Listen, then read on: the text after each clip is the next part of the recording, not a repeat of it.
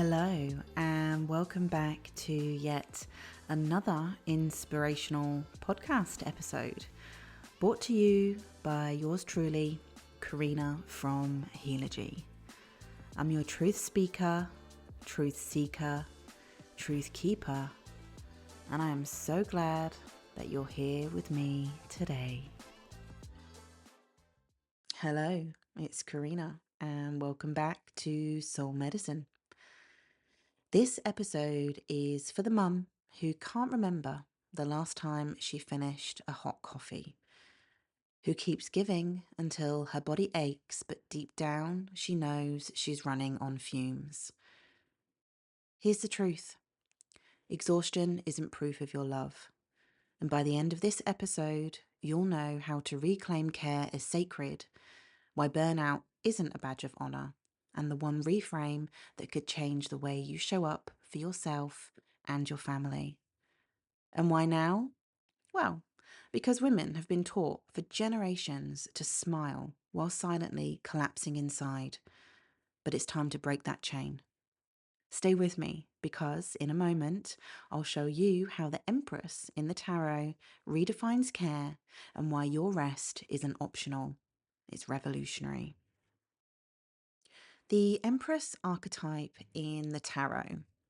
Well, she reminds us that life itself is birthed through care. But somewhere along the way, we got sold a lie. That depletion is noble. That martyrdom is proof of love. That exhaustion is a badge of honor. But the Empress would never abandon herself like that.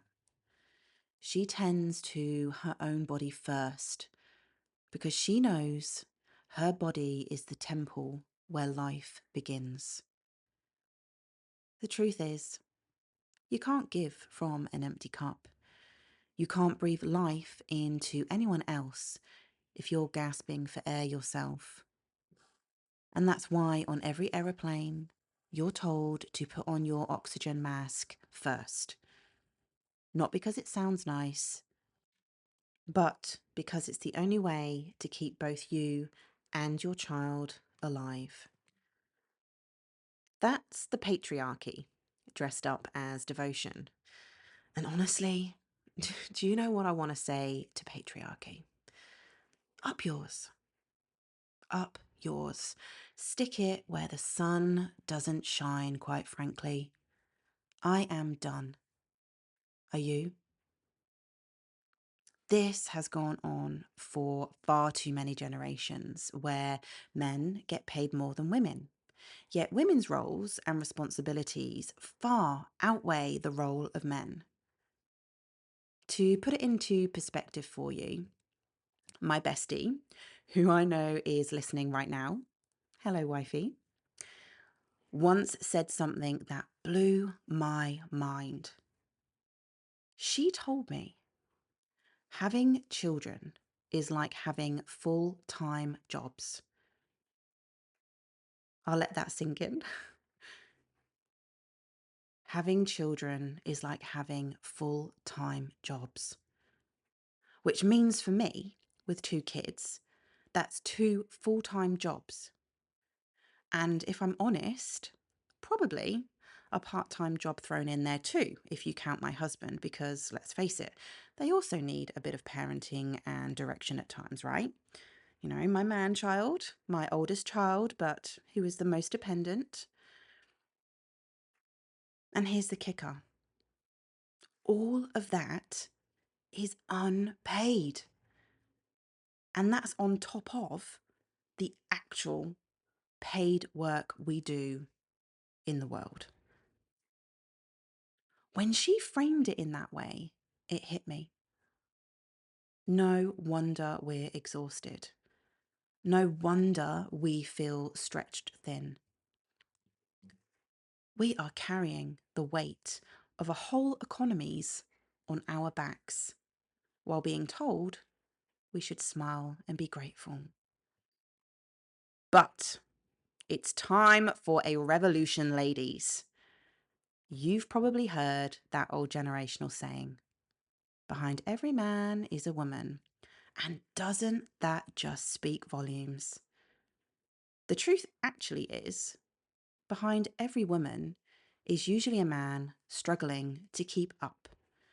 Because we've been forced to master the art of multitasking in a way men rarely have to. And quite frankly, I think we could I think we could teach them a thing or two, don't you?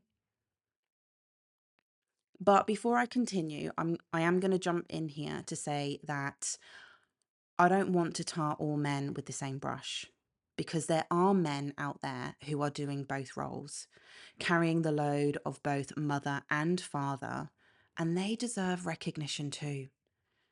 This isn't about blaming individual men. It's about naming the system that has, for generations, undervalued the invisible labour of women, the unpaid, unseen, and yet utterly essential work that keeps families, communities, and societies alive. Think about the wars. While men were away fighting, it was women who kept those factories running, the farms alive, the children fed, and the homes intact. Whole nations stood because of women's work, and yet, when the war was over, women were told quietly to hand back their jobs, step aside, and shrink themselves again, as if the world hadn't been resting on their shoulders the entire time. That's the lineage we're breaking. That's the story we're rewriting. And I just want you to feel this in your body for a moment. The knot in your stomach when you keep pushing your needs aside. The ache in your shoulders when rest feels like a luxury you can't afford. The shame that bubbles up when all you want is one uninterrupted hour to yourself. Just one. This isn't selfishness. It's the body rebelling against a story that was never yours. A story passed down through generations of women, taught to smile while collapsing inside. But choosing to do things differently, that's breaking those generational ties. It's time to stop living someone else's story and start living your own. And I want to challenge you. Who told you that you couldn't? When did you start believing this? And when did you decide you couldn't live your life on your own terms? Most women will answer, I don't know, it's just something I've always done. And that's exactly the point. These stories aren't ours, but we carry them as though they are. And so, the Empress whispers, your rest is not selfish. Your pleasure is not frivolous. Your boundaries are not betrayal. They are the soil everything else grows from. When you care for yourself first, you don't love your family less. You love them from a place that's alive, overflowing, whole. That's the part your children will remember. Not how many loads of washing you folded, but how safe it felt to have a mother who was still here, fully in her body, fully herself. You are not failing. You are reforming. This isn't collapse, it's compost. And just because it was, doesn't mean it will be. This is the medicine I bring through Reiki, tarot, and coaching. It's not about fixing the overwhelm. It's about remembering the truth underneath it, that you are still worthy of care even when the world tells you otherwise. Reiki clears the weight you've been carrying in silence, the exhaustion that leaves you running on empty, the tears you hide so no one else sees how much you're holding, the ache in your body that never quite goes away. Reiki softens the intensity so you finally feel safe enough to breathe again. Then tarot steps in and reveals the truth behind it all, the patterns that you've been repeating without realizing, the fears that have been steering your choices, the quiet longings you've buried because they felt too much. Tarot holds up the mirror so you can see yourself clearly, honest, unfiltered, and whole. And together, Reiki and Tarot help you navigate the places most people avoid. The shadowy, messy, unspoken spaces, and turn them into your doorway forward.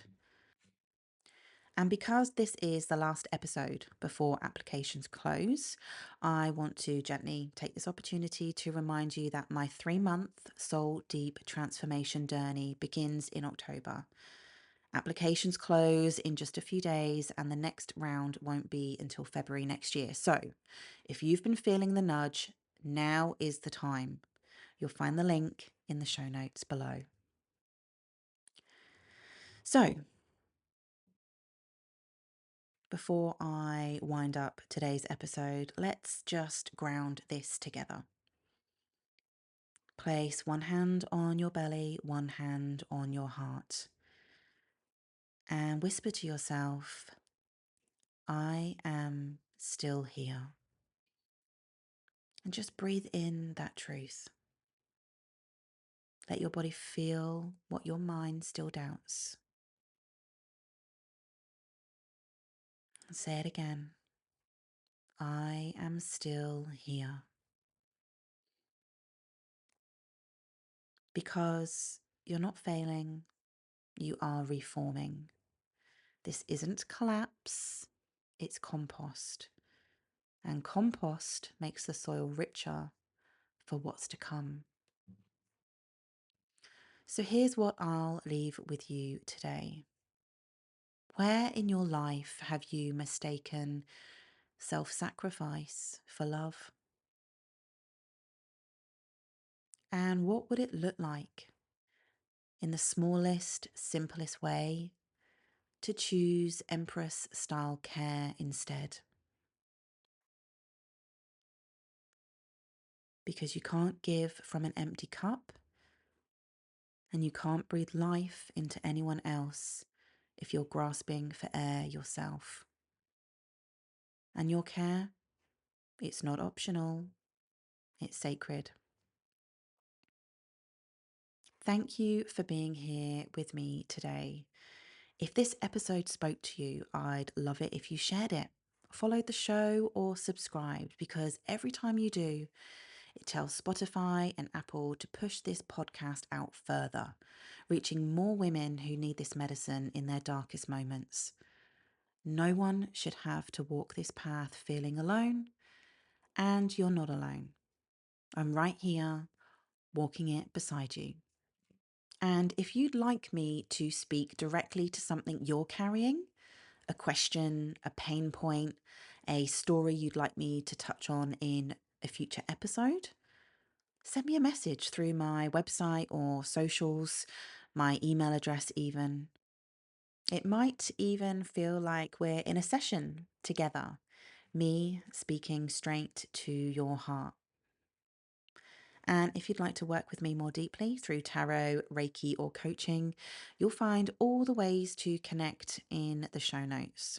I'd love to walk with you back to your own Empress seat.